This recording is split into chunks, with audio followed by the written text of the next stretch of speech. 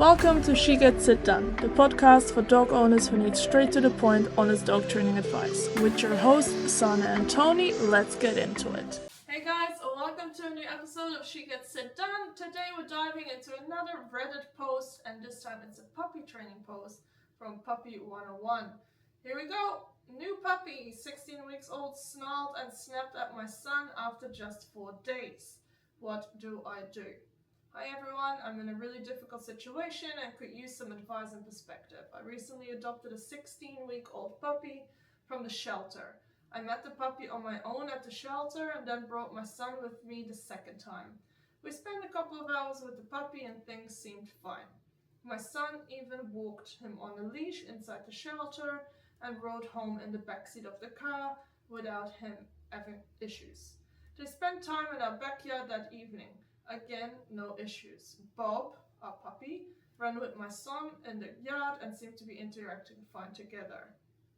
However, after the first day, Bob's behavior towards my son escalated quickly and is now a serious concern. Background: puppy is a 16-week-old cattle dog cross lab mix and about 20 pounds. We've had him since Wednesday evening. He's doing very well with me and on walks. Interaction from afar with others in walks have been fine. Some minimal barking, which does not sound aggressive. He's easily redirected. My son lives with me less than full time, every other weekend and 2 evenings a week with his dad. And my son is not an overbearing child when it comes to animals. He's very calm and respectful towards them. He generally leaves them alone and prefers that they leave him alone as well. He plays minimally with well-behaved animals and mostly likes to just chill with them. We have been crate training and we also have 2 cats, so this allows them breaks to come out of hiding. This is not my first rodeo with puppies, but it is my son's. However, this puppy is acting much different than my previous dogs at this age. Puppy is the only dog in the household though, as my previous dog has gotten old and passed. The problem: from the moment my son entered the house on Thursday after returning from his dad's, Bob's fur stood up. He began barking and he seemed very defensive. This has happened every time my son has come home since. We've been trying to follow the advice of having my son give the puppy treats if acting appropriately, and me giving him treats if acting appropriate with my son around. All interactions after that first concerning interaction on Thursday have been through the crate or on a leash. Today, something more serious happened. On a walk, Bob was doing great and ignored other people and dogs. He was fine with my son during the walk. But Bob was never allowed to contact with my son. But he ignored my son, which was promising. At one point, I had Bob sit and directed my son to calmly reach his hand out for Bob to smell. Bob snarled and snapped at my son's arm, thankfully without making contact. This is a huge red flag for me. The growling and raised hackles have now escalated to snapping. My son's safety is my number 1 priority, and I'm no longer confident I can manage this on my own. I feel my anxiety is clouding my judgment, and I'm having a hard time trusting the process now that he's shown this level of aggression. My question for the community is this a trainable issue, or am I being naive? Should I consider returning him to the shelter? And what is the absolute best way to manage this if it's a trainable issue? And this was posted 5 hours ago. Wow. So it's still in process. What's your take? Well, I mean, there's a lot. I mean, the first part is obviously this dog is not comfortable with this kid. Obviously, she's trying to build positive associations, obviously, with this kid. And again, like, we don't know the history or anything. It's got cattle dog in it, so it's got Healer, which is a nipping breed. Dog. Obviously, it's a bit concerning the level of reaction initially that this dog had to the kid. Yeah. And I thought, it's really good. She's doing some really good management with the crate and the leash. But the moment that really stood out to me was when she encouraged the kid to put the hand out to the dog, which probably just undid any progress that you did have. I feel like also it's only been 4 days. Yeah. This puppy is 4 months old. You've only had it 4 days. The first day it was probably fucking shell-shocked because, oh my god, where am I going? Everything is different.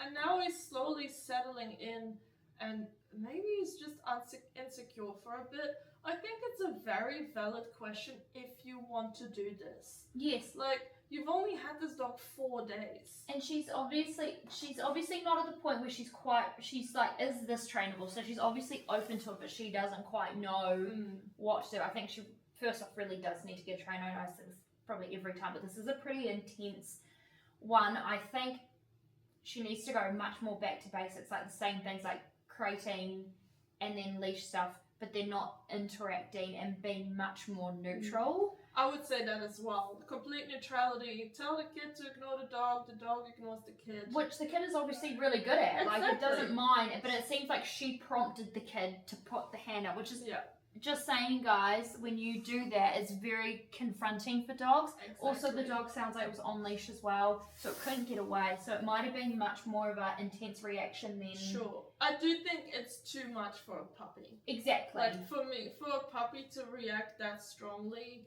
there's for something. just a hand, like a sniff of the hand of a kid that he's met a few times, like, if that was a client that came to me, I would probably say return the puppy. Yeah. Not because I think the puppy is untrainable, it probably is, but if you already after 4 days have a feeling of anxiety and stress and I don't think I can do this, then you cannot do this, and that's okay. Maybe the puppy will find a home without kids and it'll never have these issues. Yeah. Or maybe it's a different reason that we don't know. Like, fuck, I don't know. Maybe your kid smells weird when he comes from his dad because there is a weird smell in that house that he doesn't like. Like, it could be something weird like that, but we'll never know if that's it. If you're really wanting to, this will take work. This is gonna, and you might without guarantee. Without guarantee, there could always be a level of management, right? And if you have, your friend has kids that come over as well.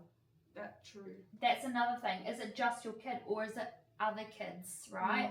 Because not all dogs get along with kids. That's just a simple fact of it. So you might be better. This puppy's really young, so it might be better that you return it. They go to a home where it's just adults only, or much older, like teenagers, and it finds a home that's much more appropriate, and you know that your kid is safe as well. I find it a tricky one because I don't think the problems are super serious, and I think you can work it through.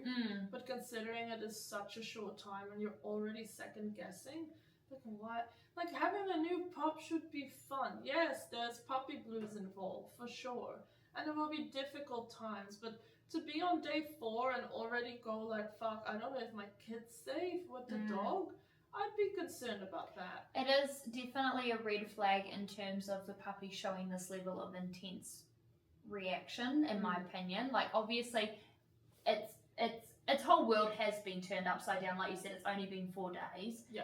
But I know plenty of puppies that come from a rescue and they've never done that. Have never done that. So. And it is, you know, initially when I was reading it, I was like, oh, it's a cattle dog and it nipped at your kid's legs. It's totally normal. Yes, you can work at that, but it's not aggression. It's not, But this is not that case. This is not a herding problem. This is not your dog being a cattle dog. This is your dog being insecure. And doesn't want the kid near him. Which is strange because they did play and they had good interactions. And then your kid went away a few days. Not a lot of days. But it sounded like some of the interactions were at the shelter though as well, because she said she said the second time that she brought the kid with her. So again, it's in a completely different environment, and also the dog was probably in a different state of mind when it's in a shelter versus at a house. And they rode together in the backseat of the car. Yeah. But then this is probably a really wild take, but this happens occasionally with dogs, I think, but a lot in horses, and that's when they medicate the dog or the horse beforehand. They will give it like some trazodone or something to make them really chill, and then you take them home, and the meds wear off, and suddenly you have like a nightmare of a horse at home. Yeah, and even if they didn't medicate, like, I mean, the fact of being in a shelter would alter how the dog interacts anyway. Yeah. So yeah, I think I'm definitely on the same part. I think it's a red flag, like, in terms of the level of reaction from this puppy. Like, to me, that's not normal. Like, that's not normal. Like I said, if this is a client of mine, I want video. I want to see it. I want to see it. This is a really hard one to judge from the paper because, you know, I know she says her kid isn't that involved and is happy to just hang out, but the whole paragraph before that, it was about, oh, my kid's been playing with the dog and they've been in the backyard with the dog and they, you know what I mean? So I'm like, well, how much is okay, so how true is this? And also, how old is your kid? She never said that. I'm going to assume it's like 10 or 11. Yeah. But I find it tricky because a part of me is also like, but kids are unpredictable and you don't know if he was overbearing when you weren't looking. But I don't know. Yeah. But also, the other thing is kids make mistakes. So if you continue this, you can't guarantee that your kid won't make a mistake at one point, right? For sure. Because again, management always fails at some point. Yeah, and she also said, now that you said that the dog has been in the crate and on leash and there's been no interactions, right? But then she was encouraging the kid to put the hand out, but then also she's been doing getting the kid to give treats. Like, that could be a lot of pressure for the puppy as well, just interacting what really that way. What really needs to happen, this is that leaky toddler type of training where you just drop treats around you, but you ignore the dog fully. Yeah. So you become this source of food, but you're not being like, eat from my hand. Yeah. Because that's fucking creepy. Yeah. But again, is this what you want? Because if this happens with your son, is this going to be the routine for every person he meets? Yeah. You haven't actually said if you've had any other guests. It's only been 4 days. So, just in that whole perspective, and I know people are probably like, oh, but this dog deserves a chance. I'm sure it does, but also this is a 12 to 16 year commitment. And this is a child, and it gets a little bit more intense when children are involved. You've got to be a little bit more brutal about a decision as well. Exactly. And at the moment, you're not fully attached to this puppy yet. No. So if you are considering this isn't a good fit, which is normal. Like when we got Zelda, we had a 5-day cool-off period. Like in those 5 days, you can say, nah, it's not working.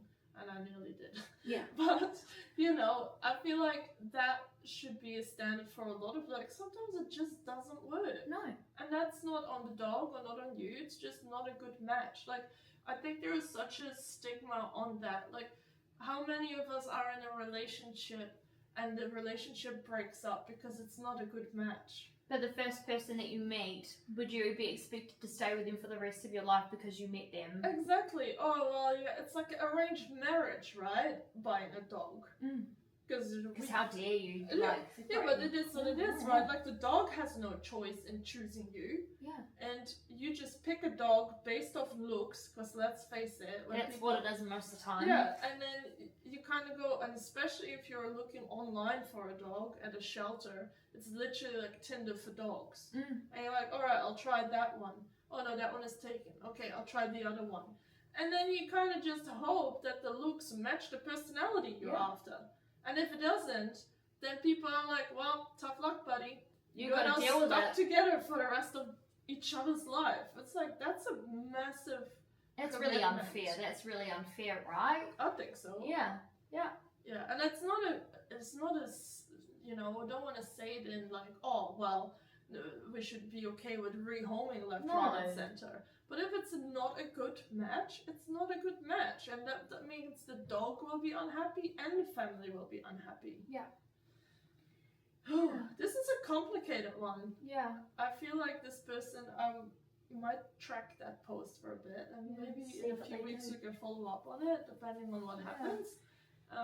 I definitely think there'll be plenty of people that might have listened to this. Maybe have you been in this kind of situation before? You know, like, for sure. Did you manage to work through it, or did you finally decide, no, this just doesn't fit? And how long did you stick it out for if you didn't? Like, do you wish you'd you'd made the decision earlier?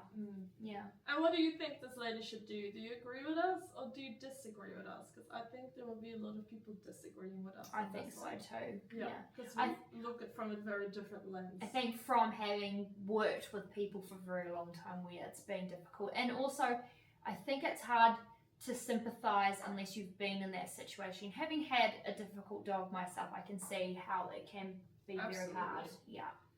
And I like that you mentioned that, because unless you have that experience, like for example with Lennox, I love him to pieces, but fuck, I'll never want a reactive dog again. It's hard, Ever. right? It's really hard. And that doesn't make me love him less, but it is the next dog I'm gonna look at is gonna be a purebred dog, and I'm gonna look into those lines to reactivity as much as I can to eliminate at least genetics and that to him. Like, you can always have bad luck or a bad incident or you whatever. You can have litters where like 9 of them are great, and then that one of them are.